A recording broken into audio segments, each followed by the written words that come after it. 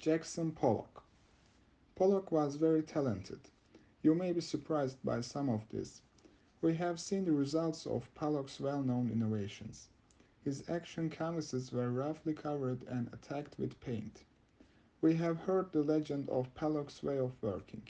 He dripped paints on the canvas on the floor and threw cans at it.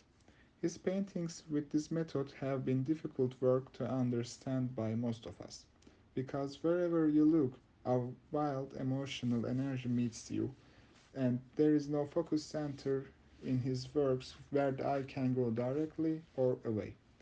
Nevertheless, their color, balance of tonal weights testify to the talent of a natural painter. What are the contents and meaning of the pictures?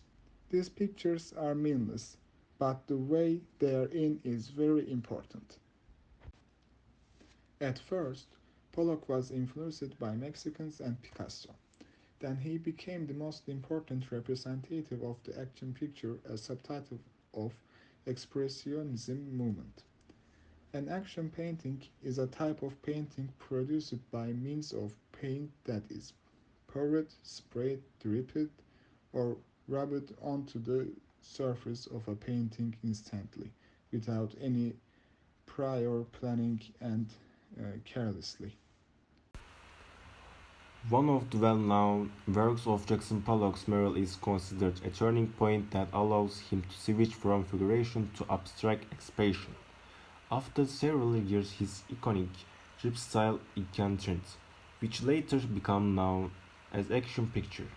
When we take a lot mural, we can see birds, human faces that express different feelings, and splendid harmony of colors.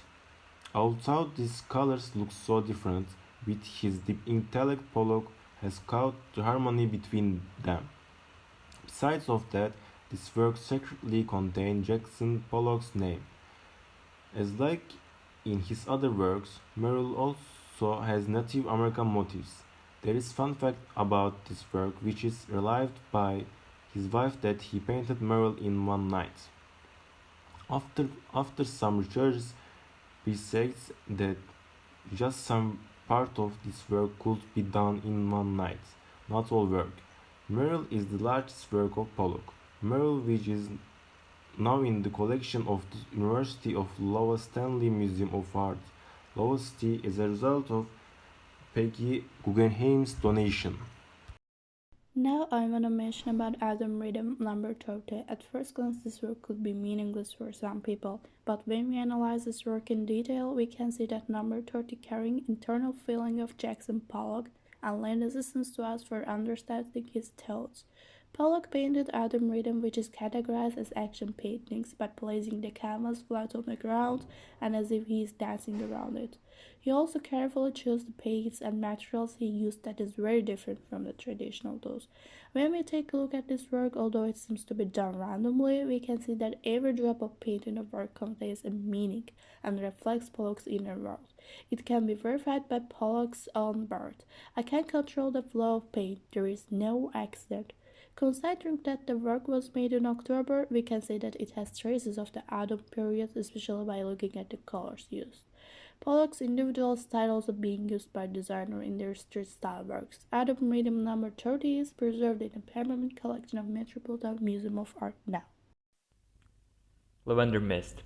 Number 1. Lavender Mist represents Pollock's artistic progress from 1947 to 1950, when he began to drip, splash and squirt paint on mural-sized canvases on his studio floor.